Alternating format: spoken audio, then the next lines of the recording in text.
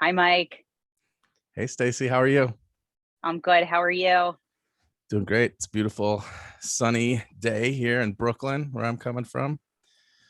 Yep. And as you can see, I got myself out this afternoon here in Lancaster, Pennsylvania. It kind of looks like I might be at the ocean, but I assure you I'm not. So, I was just at the um, Lancaster train station last Friday. I were you didn't know I would have, really? yeah, giving you a shout out. Yeah, waiting for the train There you back go. home. There you go. That's so funny. Yeah, that's not too far from here. So, well, thanks for chatting with me today about word love. It's something I'm really excited about. When I was a fourth grade teacher, I worked in a school where we had to design our own curriculum, soup to nuts. And one of the things I had to learn that year was how to design vocabulary curriculum a la, um, Isabel Beck, words their way, tier two words. Mhm. And it was all pulled from interactive read aloud. And it was a learning curve at first. It was really hard. And I loved it. But it's not something I've really done much of in the past 12 years in my work as a literacy coach, because I really specialize in writing workshops. So when I saw sometime last spring or over the summer these teasers on Twitter about this vocabulary curriculum that was coming, and I knew because of COVID that I was going to be um, homeschooling my daughter this year, I was like, I should check this out. And I was like, we'll see. I'm not sure. But you know what? If someone can help me do the work and I don't have to do everything from scratch myself, it'll be great.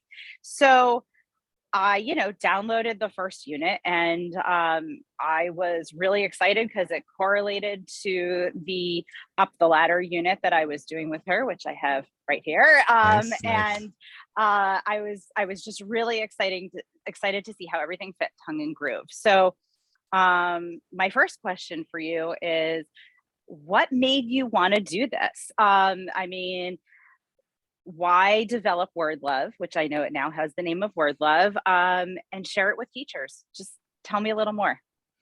Yeah, well, I mean, I guess I'll start back from the very beginning. I think my love of vocabulary starts with my parents and my family. I think my mom instilled in me a love of the sounds of language. She was very sort of Mhm. facile with a lot of like phonemic awareness. So she's very sing-songy, always coming up with nicknames for things. In fact, I think one of my first nicknames I remember was Punkin Chunkin Walker Walker. And so that was like my day-to-day life, was hearing like these made up sounds and noises and stuff like that, Mhm. just creating this love of the sounds of language, especially Mhm. what can you make. And then my dad, he also loved to use like really interesting words and interesting and poetic ways. And I'll never forget once driving around, and I think we had the windows down, and a bunch of flies flew in the car, and he was like saying things like, flies have a malevolent intelligence or something. And I was just like, the way that that sounded, and like just he'd always speak in such ways like that, I would get really interested in words. And then I guess another touchstone moment or a point in my life would be in high school, when I had a high school English teacher while we were reading. I think it was like the Scarlet Letter. She was she was very stern. Her name was Mrs. Stenger, and she'd always give us little lectures on how we weren't up to snuff. But we loved her because you need that in life sometimes, is somebody to tell you to like to do a little better.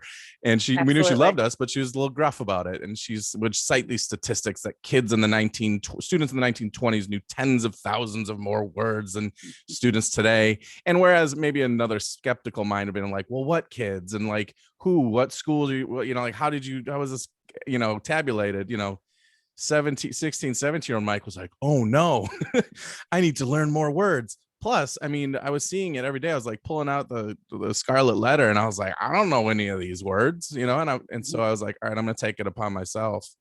And I would, I realized I stumbled through. I basically gave myself a vocab. I did all the things that the vocabulary researchers say to do. I just did it by Mhm. myself. I kind of stumbled into it, but I would write down every word, and I would look it up, the definition, and I try to figure it out in context. And constantly read these books, the top 100 books in the English language or whatever. And so I was constantly reading these words that I didn't know. And I have these old books on my library shelves, and like little slips of paper with all these words. And even today I'll quiz myself to see if I still know those words. And um, a lot of times you do, because if you keep reading, you keep accumulating words. So that Yeah. was it. I would love vocabulary already, but then I got to be a staff developer, after 9, 10 years in the classroom. And I didn't do too much with vocabulary other than basic, like let's do context clues type of stuff. I'll be honest with you. Hmm. And then I started being a staff developer, and teachers would be like, well, what about vocabulary, Mike? And I'd be like, I don't know.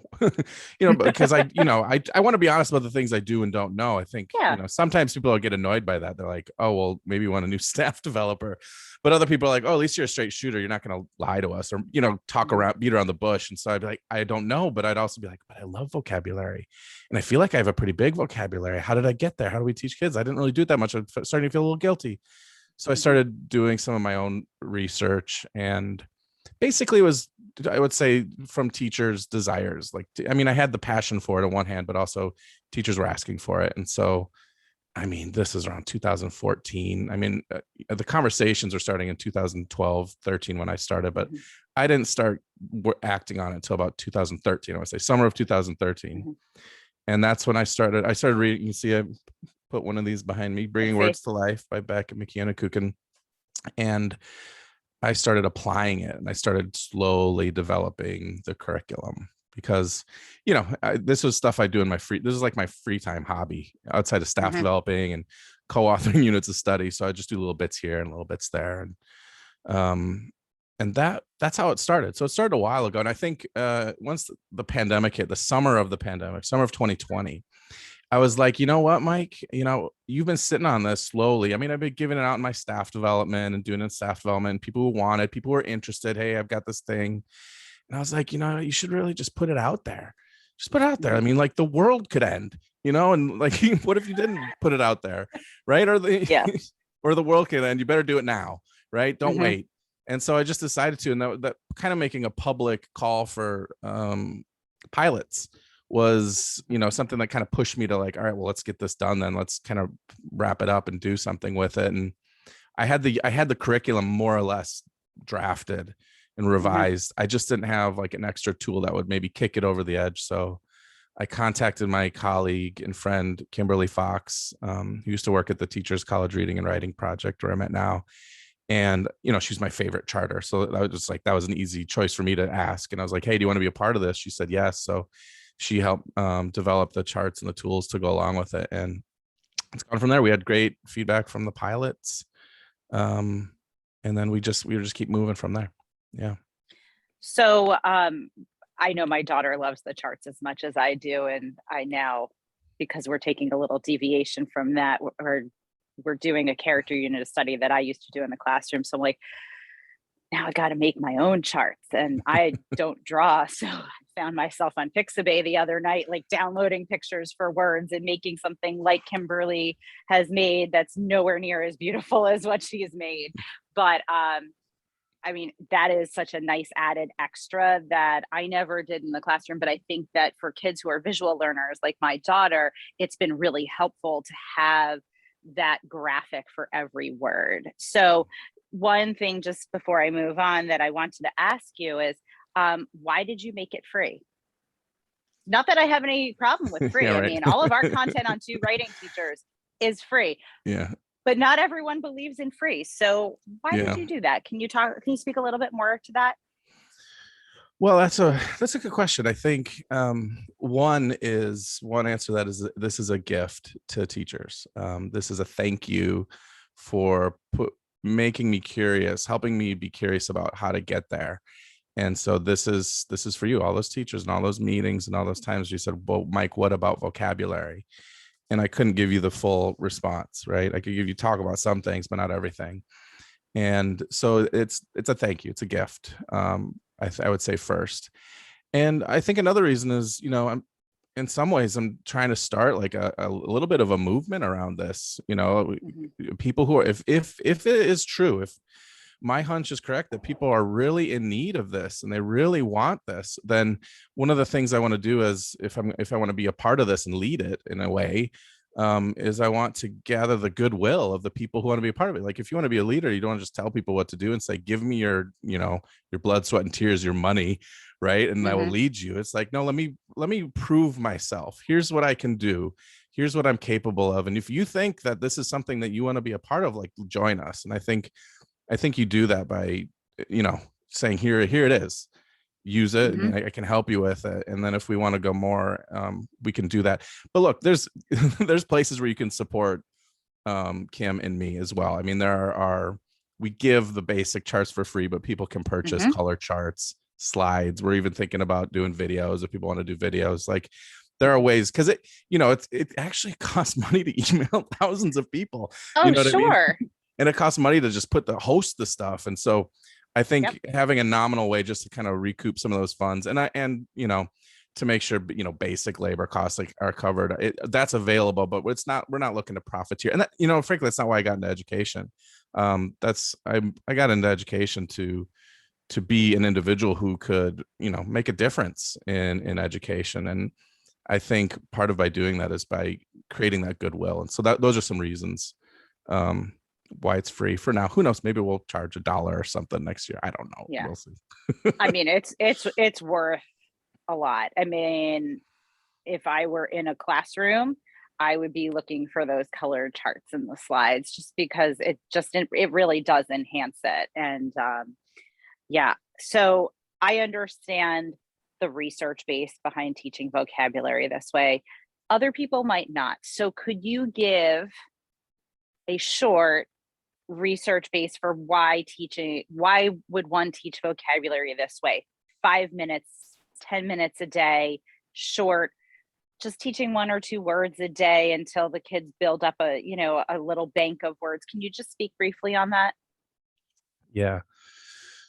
Well, I would say this. I would say if you look at anybody who's written like a book length anything on vocabulary, I can't think of anybody who says do not teach individual words. That's always on the list.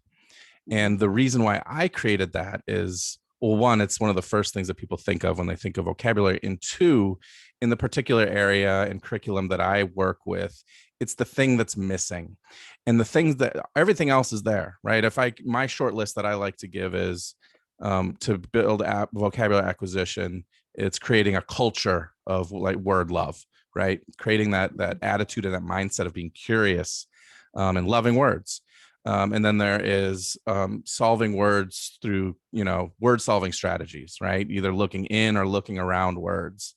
And then there's learning individual words. And then there is um,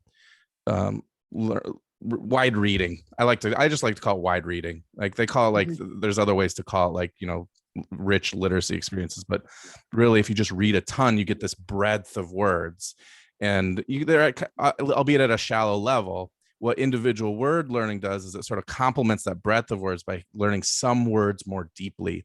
And the more you know, the more you can learn. And the more things that you know deeply, the more you can learn. So it's like that one piece that's missing, I think, from a lot of teachers' curricula that I'm putting out there. And so, the ladies from Bringing Words to Life are among the leaders on individual word learning, but it's not the only thing. And I think a misconception could be that just because I put out a curriculum that's individual word learning, that's all I think vocabulary is. And I think it's actually the opposite. It's just one part, but it's the missing part. And that's why that's part of my personality too. You take those personality tests and what do you ever you do. And I'm kind of like, my personality is like, I do the thing that's missing on the team. Mhm. Right. So maybe that's one of the personalities is you try to get things done. Right. But I Mhm. always say like, what's missing? Well, that's where I need to fill in the gap. And that's why I came out with it. Now let's say, for example, in some sort of world where people were working a curriculum and there was no strategies for context clues and prefixes and suffixes, and those just didn't exist. Well, then that's what I would be creating, right? It's more about what's not there that is in the research base that everybody talks about. Even my other favorite is Michael Graves, because he just does a synthesis on all the research and the theory as well. And so it's everywhere. Everybody talks about, as a part of a vocabulary word acquisition curriculum, is individual word learning, but it's certainly not the only part. And just because I created one that does the focuses on that Mhm. doesn't mean that's what I think it is. And it's just to balance it out. It's about to complement the breadth of learning, to complement the kids figuring it out on their own, to complement kids' love and curiosity of words. We also want to learn some words deeply. Right. I think if someone uses this within the first month, they will see kids are including those new words in their spoken language. We don't, know the invisible if kids are, seeing the word and saying like, I know that word. It's like I could keep reading. They're not stopping and stumbling over it.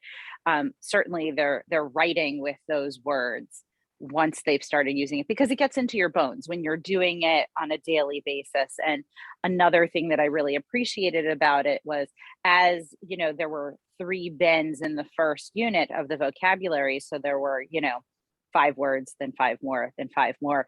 It kept building and going back and looping back to those original 5 words and then the original 10 words, so that kids were constantly having, or in my case, one kid was constantly having to pull back that knowledge from the first and then the second bends into the third bend. And I think that that's huge. Sorry, Yeah, go that was ahead. feedback. That was feedback from the pilots. They wanted to see more of that, and that's also incorporating some learning that I've been doing around cognitive science and the ways that we learn, our brain learns. And one of the ways is through what's called spaced practice, that you allow a little bit of forgetting to happen and then you practice kind of doing the thing again or learning the thing again. And so it's a great way to help remember something, is to let a little bit of time pass and then come back to something and try to remember using that word. It's going to help those words stick a little bit more. So that's a shout out to the pilots who said that that would be a good idea. That was straight from them and the Perfect. research, but them first. Yeah, yeah. Couple more questions for you. How are you supporting teachers through ongoing PD? I know I have not been able to attend it, but I know that there have been some live Zooms that you've been doing. Can you speak a little bit more about that? Yeah, we got a couple. We've got some that are live. I also provide some asynchronous support as well. So every month or every other month, whenever I or Kim and I, because Kim's been joining them too, can carve out like some time on a Sunday night or a Sunday afternoon if you're on the West Coast. We host these Zooms, and we also record them, and I put them up on my YouTube page, Mike Ochs. Just look for the guy that looks like me, so you can view them. And it's just common questions that people have, what's on their minds, how we can be helpful, and what they're at. Sometimes it's just logistical questions. When's this coming out, etc. Mm-hmm. There's also, I developed just a free podcast where I think it's about 10 or 11 sessions in. I cranked them a lot of them out over the summer. I think it's something I'll probably continue to do once the load lightens up from the fall. But basically, it walks you through how to the thought around the curriculum, where it started from, how the words were chosen, how to introduce words, how to take them through each of the steps and why, what their purpose are, what the different games are, how pilots kind of viewed the games and what their favorites were, what kids' favorites were, how to use everything, the charts, everything. And the podcast, you can listen to it on Spotify or Anchor's podcasting app, Anchor, or Spotify's podcasting app, Anchor, I should say. But it's on Spotify. It's also on YouTube, so you can see my face and you can see the visuals that I'll share. And it's just called the Read Write Mike podcast, all lowercase, all one word. And I'll that's link to it also, in the post. that's great. That's free. So that's extra help. And so a lot of times the questions that come up, including some of the questions that we talked about here, I talk about them. And questions that some people bring up, like, oh, we looked at the read aloud plan for the unit and the read aloud plan for the vocabulary. Why are they different? How did you choose the words? What is individual word learning the only thing? Is it, can you do it in reading workshop or outside of reading workshop? How much time? Stuff like that. So it tries to cover a lot of those, the frequently asked questions too. Awesome. How many more units of Word Love do you intend to drop this year? Well, I think we finished like the second units. And so we're going to be moving to the third and fourth units in test prep. I know that a traditional fourth unit fantasy, some teachers are going to be doing that in December-ish, November. So we're going to try to crank that out by the end of the month if we can. And I think the third units will be coming out probably before the holidays, hopefully.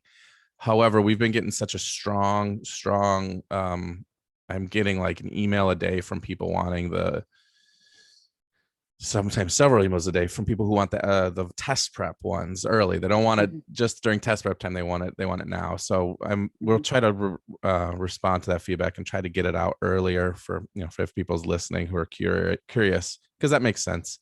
mhm, So I think probably about 2 or 3 more units for each grade. And then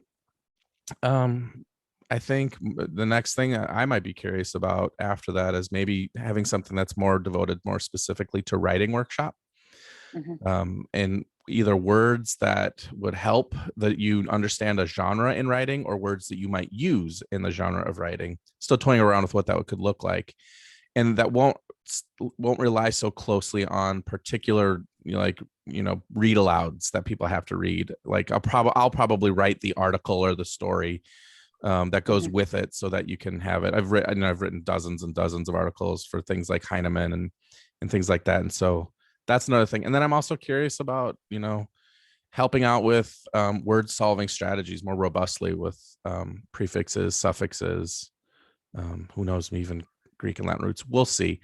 Mostly, for whatever I do, it's something that that teachers want, right? And it's also something that I want to be fun, because I could put something out, but if I'm not having fun, and I don't think kids will have fun with it, I probably won't get it done. But because I envision being a teacher in a classroom doing this, and I pilot it in classrooms too, but I imagine myself being a student, and I want to laugh while I'm learning. I want to have a good time. I Yeah. want to kind of forget that I'm learning. Mhm, I always tell teachers I like to trick kids into learning. Like, you don't even know you're learning. I'm kind of tricking you into learning, and that's kind of what I like to do. And that's why some of the prompts and stuff are silly and word love, and hopefully they give people ideas of how they can be silly if they don't like the ones that I pick. but they're good, they're joyful, and I think that when vocabulary is a joyful part of the day, then everyone wins. And this is definitely joyful. So I appreciate that you Thank you. created something that, at least in my little corner of the world, is bringing us joy. And I know from teaching in a similar way, when I was teaching fourth grade, that, it can be really joyful. Vocabulary acquisition shouldn't be dry and boring. So I feel Yeah. like this really helps. So thank you. And I will, include all the links in the post as well. And if you could just say again at the end of this, like, where can people find you? Twitter, YouTube, if you can just go ahead and include that, that'd be great. Yeah. Can be found on Instagram, Twitter, YouTube. Read, write, Mike, all one word. Trying to think about moving more over into Instagram a little bit. I think we'll see, but those are the primary places where you can grab a link and a sign up form initially. So read, write, Mike, YouTube, Instagram, Twitter. Perfect. Thank you. Thank you. Bye bye.